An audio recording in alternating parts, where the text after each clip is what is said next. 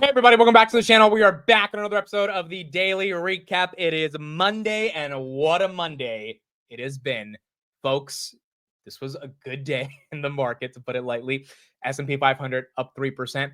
You had Nvidia going past 120. You had Robinhood at one point pushing $60. Tesla at 1.320 right now at 315.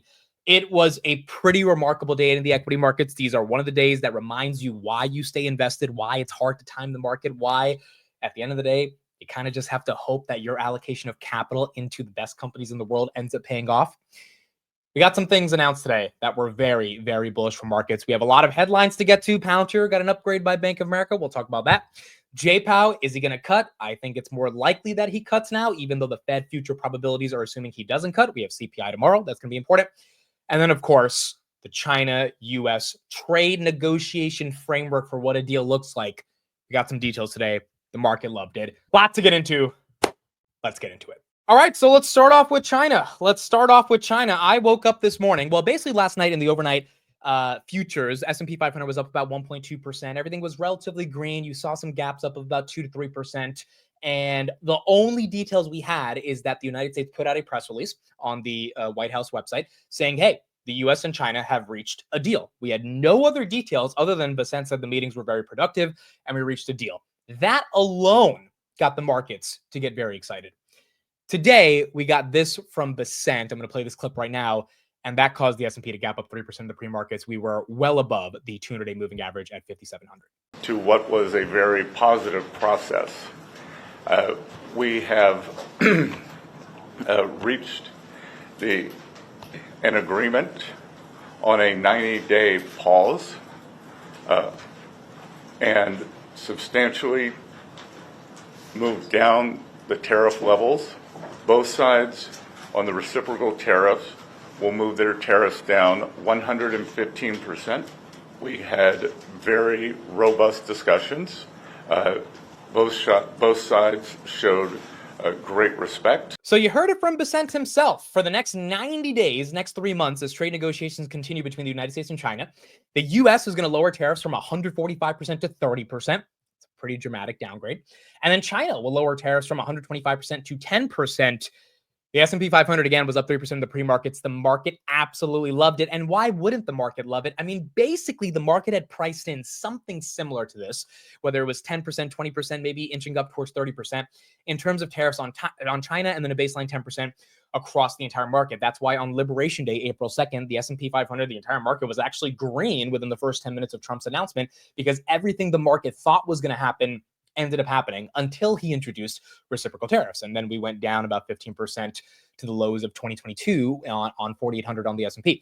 Well, we are basically right back to where we were a couple of days before April 2nd at 5,800. And the reason we're right back is because through all the ups and downs we went through, the gut-wrenching volatility that all of us had to deal with, all of us had to go through, it seems like that was a dip buying opportunity, because pretty much the markets recovered everything we lost and more since then, because things are kind of back to where they were. Now, we don't have any major trade concessions. We don't have any major updates in terms of what we're getting from China. Are they buying more of our stuff? Are they reducing XYZ? Like, we don't know anything other than the fact that for the next 3 months, we have come to an agreement that 145% and 125% was ridiculous. We have fundamentally de-escalated the situation, which is what we needed, right? That's what Basant did when he went to Geneva. The entire goal was to de-escalate the situation to get to a point where 2 adults in the room could actually talk about what's going on.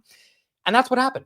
And as a result of that happening, I think the markets were very excited today. And that's why we saw the momentum that we saw today. That's why your portfolios were probably very green today, based on what happened in Geneva. Now, what did China say about this? The Chinese vice premier said the 2 sides should follow a practical attitude for solving problems, carry out candid dialogues and equal consultations, manage differences, explore cooperation potential, extend the list of cooperation lists, and make the pie of cooperation bigger, so as to push for new development in China-U.S. economic and trade relations and inject more certainty and stability into the world economy. I mean, come on, bro. That is a total 180 from what the Chinese vice premier, or China in general, the Chinese embassy was saying even 5 days ago, which is that we will not tolerate what the United States, like, it was just more of an aggressive, abrasive tone. Met up with Scotty B in Geneva, had some Swiss hot chocolate, and said, you know what? We need your consumer. You need our cost of labor. let's get a deal done. And so far, we don't have a deal done yet, but we have some frameworks for the beginning of negotiations of deal. Basent did say that they're likely going to be meeting in the next couple of weeks to begin the second round of talks, and the market likes it. So look, it was a buying opportunity in April, although there was a lot of emotion in terms of dealing with the volatility, because at the end of the day, this is, your net worth, your retirement accounts. It is, I think, very reasonable to be emotional. If you bought the dip, if you didn't sell, if you believed in some of the best companies in the world and believe that their fundamentals, quite frankly, were not congruent with the macro dynamics of what was going on, aka Meta was not putting up bad numbers, but Meta was being punished because of whatever was happening with tariffs, then you were able to buy the dip on Meta or Robinhood or Palantir or Tesla, Nvidia, whatever stock is of your choice. And as a result, the market is rewarding you here today. Having said that, we got to talk about Powell. We've got to talk about Powell because now, folks, we're in a bit of a tricky situation. Fed future probabilities for a June rate cut are now less than 10%. And this is not a good thing. Why is this not a good thing? Well, we need rate cuts. This economy, I don't think, is going to be able to sustain itself from an actual Main Street perspective and Wall Street perspective, because if you're invested in tech and growth, lower rates are good, right? You kind of need rate cuts to stabilize macro environments and for the market to be able to price in forward higher earnings multiples.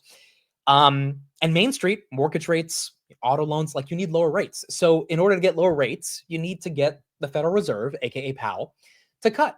Unfortunately, June probabilities are less than 10%. Now, this was 65% 2 weeks ago. How does it go from 65% to 10%? Well, we had really good non-farm payroll data. The market thought we would lose jobs. We ended up adding 177,000. That was enough for Powell to say, hey, the labor market's good. Remember, the Fed needs to lower rates when they think the economy is weakening. They raise rates when they think there's too much inflation. We've been raising rates for the past couple of years because there has obviously been a lot of inflation after we printed a lot of money during the pandemic. However, we've been in a cutting cycle most recently because now the economy has started to weaken, which is good for growth stocks because, again, lower cost of capital is good for equities, but also it's good for businesses in general. If you want to get a mortgage to have a lower rate, instead of paying a 7% mortgage, you can hopefully pay a 6% mortgage. Now, Powell's not cutting rates because enough people have jobs. So in his argument, it's like, wait a second, the labor market's totally fine. So why would I cut rates, right? Why would I stimulate the economy if the economy is already doing well? Because the hard data is showing that people have jobs. But B, and more importantly, the reason why Powell's not been cutting rates, and this is what he's explicitly said many times, he is afraid that the tariff volatility is going to be so aggressive, so bad, so inflationary that tariffs are going to create so many issues in the broader economy, aka if we raise prices on everything by 145% and we get a lot of stuff from China, then the average microphone or water bottle that you buy from Walmart is going to be, 30-40% more expensive. And as a result, that is going to create demand destruction. That is going to create layoffs for the water bottle company that can't afford to pay for more workers because their margins are getting slashed. All of these bad things could happen as a result of the tariffs. Well, wait a second. We just got a framework for a deal. I would argue, got basically the understanding of a negotiation that is going to happen easily now in the next 90 days. I would imagine the next 3 months we're going to get a deal. I don't know how good the deal is going to be, but the point is we are definitely not going to have tariffs at 145%. China's not going to be tariffing us at 125%. That was announced today. And it seems like the worst of the tariff volatility is baked into the market and also baked in for the consumer, aka there have been issues with imports and shipping, yada, yada. But if we are going to get to a deal with China, just like we did in 2018, and the market also took a downturn, but then we ended up getting to a deal and the market recovered, Powell cut rates in 2019, it kind of feels like that's setting up to be exactly what's going to happen going into the latter half of 2025 and then into 2026. So the Fed future probabilities are still saying that Powell's not going to cut, but now I think it's a lot harder for Jerome Powell to not cut, because if we are keeping a 10% baseline tariff across the world, which I think it'll be lower than that, but let's say it stays at 10%. We negotiate a deal with the EU, which we're still in talks with, and we get a good deal with China, and maybe we settle out at 10 to 30% as the baseline tariff, which again, markets have priced in, and most exporters, importers, the Walmarts, the Home Depots of the world, they're ready to handle that. They were not ready for 145%. If all of that's priced in, and the economy is doing well, and the stock market's up, and here's the big one. Tomorrow we get CPI. I'll be live at 8:20 a.m. Eastern covering it. So I'll be live 20 minutes early tomorrow. CPI comes in closer to 2%. Remember, we're right now at 2.4 headline. Shelter and oil have been down dramatically in the month of April. If we get down to 2.3, 2.2, maybe 2.1, I don't think it's going to be 2.1. I'm thinking 2.3. But if we surprise at 2.2, we are 0.2% away from the Fed's glorious target of 2% on inflation. I don't think the American public is going to be singing the praises of Powell and getting upset at Donald Trump if the stock market's up, people have jobs, and the federal funds rate, which is currently at 4.5%, is more than double or very close to double the current rate of inflation in the United States of America, especially if the tariff volatility has died down. So I think the pressure is now shifting from Trump's recession to what could be viewed as Powell's slowdown if Powell does not effectively cut rates, especially because most people already think that Powell's too late on cutting rates. And I think, if he waits till the end of the year, it could be a catastrophic type of late event. Realistically, if it's a repeat of 2021, I think his legacy is going to be up in shambles. You can be wrong once, you cannot be wrong twice. And he really did a great job 2023, 2024. I think he's up there as one of the greatest Fed chairs of all time based on how he navigated the past 2 years. But you can't mess up 2025. You just cannot be late to getting these cuts if inflation's coming down, grocery prices are coming down, headline CPI is coming down, oil prices are coming down, shelter is coming down. I mean, egg prices coming. Like, you just can't make the case to the American people that you are worried about the tariff volatility if then the tariff volatility is coming down. So what does this mean for equity investors? Well, it means that stocks have a leg up to go higher, I believe, potentially even to all-time highs if we end up getting our cuts. The question is going to be if Jay Powell gives it to us, but I think it's becoming seemingly obvious that if the tariff volatility dies down and we get a good CPI, we're hopefully going to get some rate cuts. All right, next up is Palantir. Let's discuss Palantir. Palantir gets a price target upgrade from one of my favorite Palantir analysts on Wall Street. I would probably have to say my favorite Palantir analyst on Wall Street.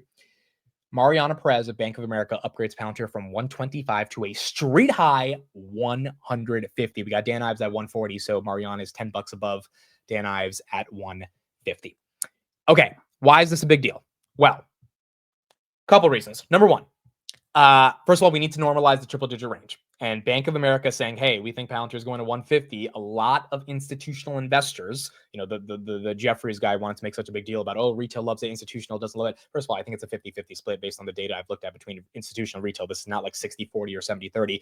But a lot of institutional guys pay for Bank of America's research. It's like thousands of dollars per page of research. That's why all this research is so proprietary.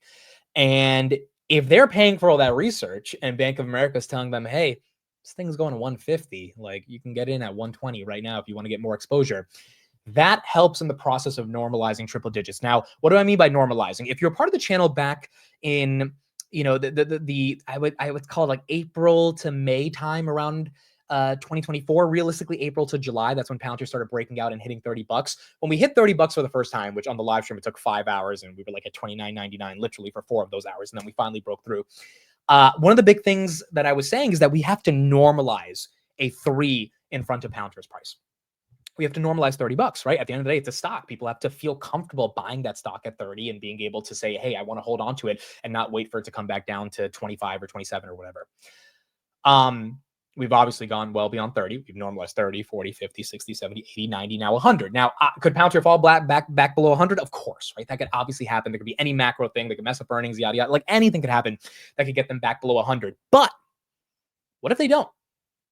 What if they stay above 100? And again, I feel like me saying this has a little bit more credibility here because I've been saying consistently for the past few months that the valuation is aggressive. There is no world in which you will hear me say the valuation is not aggressive, that it's not an expensive stock, that it's not the most expensive stock in the stock market. However, I also think I understand the company well enough to understand that there are different qualitative assessments and holistic ways to understand the story of Palantir that, quite frankly, might be a reason for why people want to buy it at this range and want to say, you know what, I'll pull forward that growth. And I'm going to continue to say that this stock has room to go higher. Bank of America, again, institutional analysts telling her institutional clients that this thing probably has a chance to hit 150 if you believe in her research and her analysis of the company. That gets a lot more people to say, you know what, I feel confident buying it in this triple digit range, even if the valuation is aggressive. So that's the first thing. The normalization of 100, I think, is very important. Number two, I had the privilege of meeting Bank of America's Mariana Perez back in May of 2024. And the one thing people don't understand about her and why she's been ahead of the entire street when it came to understanding Palantir, she's not a software or tech analyst. She's a defense analyst.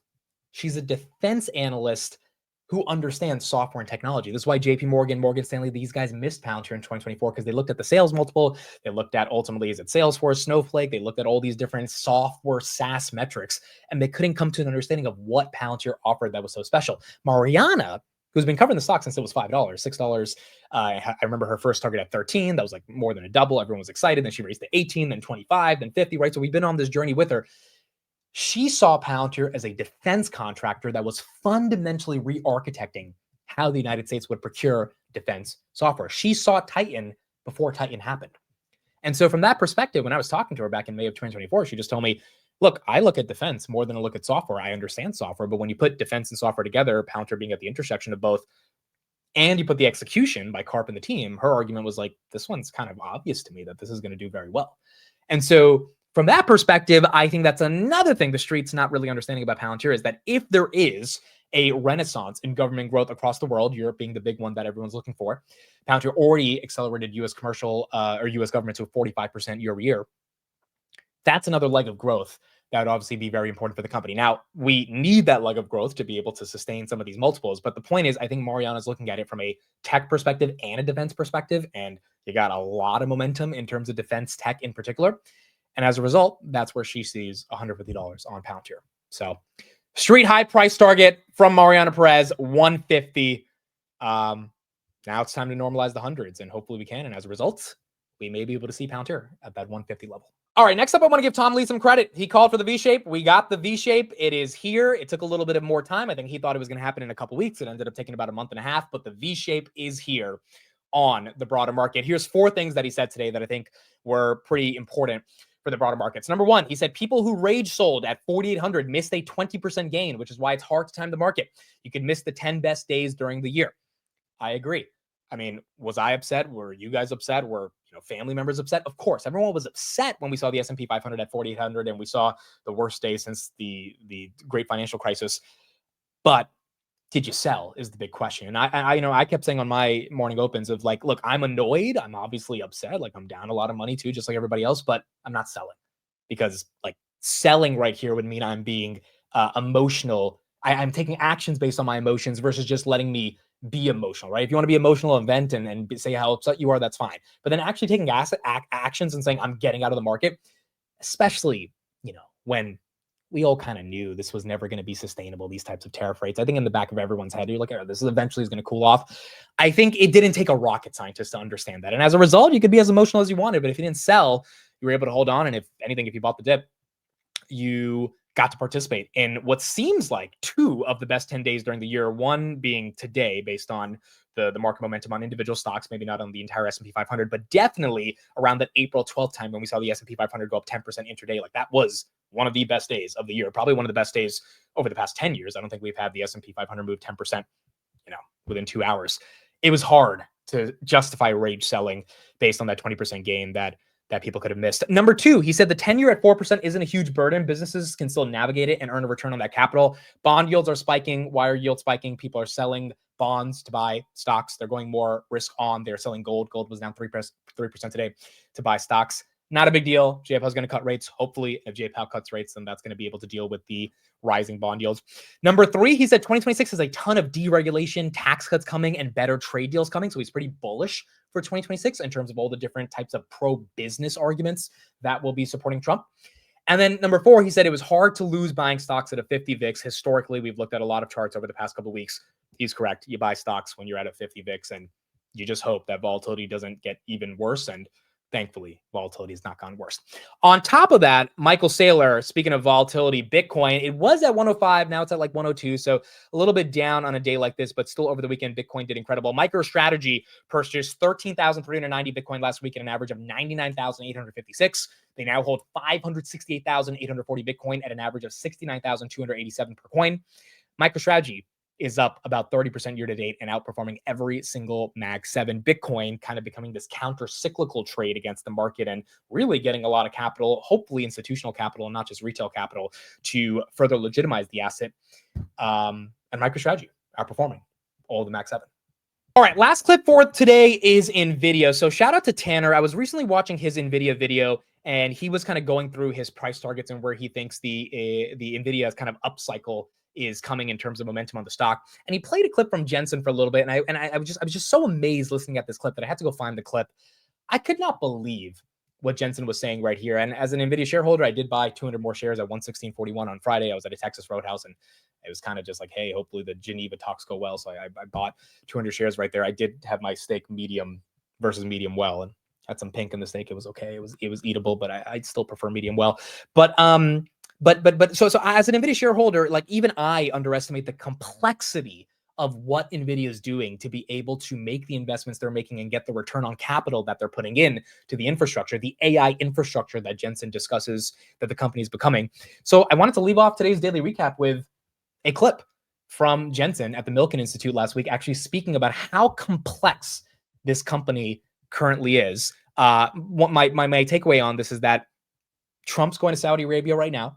I believe that Trump is going to try to get rid of that AI diffusion rule that was stopping Nvidia from selling chips into parts of the Middle East. I don't know if the China revenue is going to come back. Hopefully it does. That would be a big catalyst for Nvidia, but let's say it doesn't.